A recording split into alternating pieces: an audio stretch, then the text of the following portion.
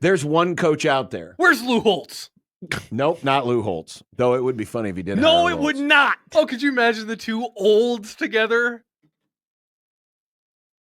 Deion Sanders. Okay, and you're not trolling? No, not trolling. Why? We talked about this last summer. Coach Prime. The reason Give me my theme music. The reason why this franchise can't get out of its own way because his name is Jerry Jones. Isn't just because of Jerry Jones, yes, but there is an internal pressure that exists in that organization that is unique to just about any other franchise in America. I mean, it is different. Even though Dallas is not Hollywood. Might as well be. It might as well be. Do you think time traveling Jarrah wants Coach Prime? No, not that. Honestly, if I'm Jerry Jones, I should want Coach Prime. So why? Tell me why. Because honestly, I'll say this. First of all, it doesn't matter. You can talk about your Ben Johnson. You can talk about all these hot assists. It does not matter. You are stuck with that owner / GM making all the decisions for you. Until he's gone, but he's not. He's still here. So you have to work under the assumption. Someday, we're working under the assumption that Jerry Jones is going to be around. If there's somebody he's old. For the next if there millennium. is somebody, I bet he runs. If there's somebody whose ego could, and this would require Jerry to put his ego aside, which would be very, very difficult to do because he wants to be the star. Pardon the pun. He wants to be the reason they win. He wants to be the reason they win. He wants to win, but he wants to do it his way. If you give Jerry the choice, be profitable and just keep being who you are. Correct. Or we know the answer to this question. Winning a Super Bowl where I don't get any of the credit. He's not taking the Super Bowl. Because he could have done the former or the latter forever, but he wanted to move on from Jimmy Johnson. Exactly. He's an idiot. But what? If he wanted to get somebody who could probably burst through the outside noise, the outside pressure of what it's like to be here. He did win there. He played there a couple of years, won a couple of Super Bowls there. Just one. He was just there for the last one. Yeah. Okay. Either way. Yeah. I think that's the only person that could give them a fighting chance. Because if you bring in something, everyone's talking Ben Johnson, great. He's done an awesome job with the Lions, but this will be his first head coaching opportunity. You're going to want to ruin him with Jerry Jones being the puppeteer and he does design cool plays. Great.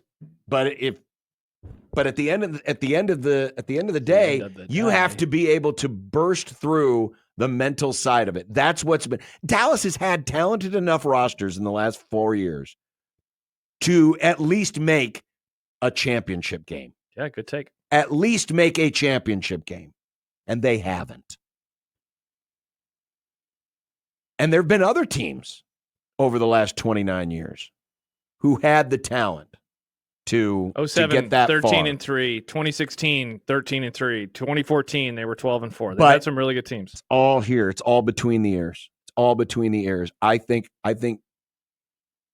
it, again, if we're assuming that Jerry Jones is going to be around to meddle with it as he does, which he probably will be. That's the kind of coach you need. Someone who is going to, like the Joe Madden with the Cubs, throw all that street crap and the curse and all that other stuff aside. Yeah, you really need somebody who just doesn't care about that stuff. Exactly. And someone who I'll say this. I am not as opposed to Deion Sanders as, I think a lot of people will tweet that at me and be like, oh, you're going to hire Deion, ha, ha, ha. And I'm like, look, man, I'd rather have that than some of the Jason Witten crap that's coming up right now. I mean, Deion would embrace all of that. Exactly. It's already a circus. He wants that. What's going to happen? The circus has another tent. Yeah. Oh, well. Exactly. I don't care. The circus adds more circus. Deion's all for that. But I don't know if other coaches are necessarily equipped for that. It takes a certain type of person that is going to handle. It's not even the meddling, but it's the way in which he builds. It's how he delays. Like, he has convinced a large swath of the public that they can't afford better players because of waiting to sign Dak or waiting to sign CeeDee. If you sign players early, like look at what the Lions did over the last few years.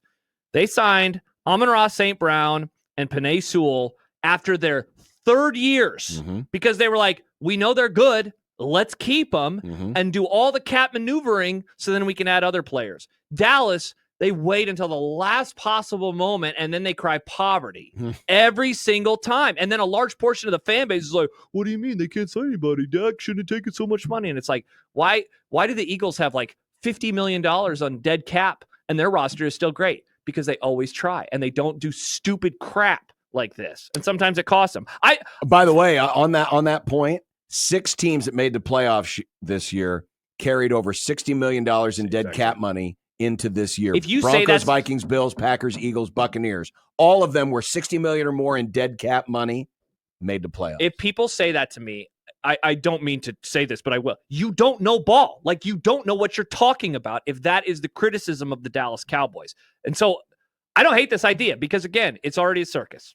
Make it even circusier. This is a new act. I think that it would result in winning a championship? Of course not. It's the Dallas Cowboys. I just hope when they build the new circus tent, they Yeah. still keep a weird slit in it so the sun can. Okay, Nick. I was wondering what you were waiting for. I'm sure they will. I'm sure they'll do something that'll, create a disadvantage for their team.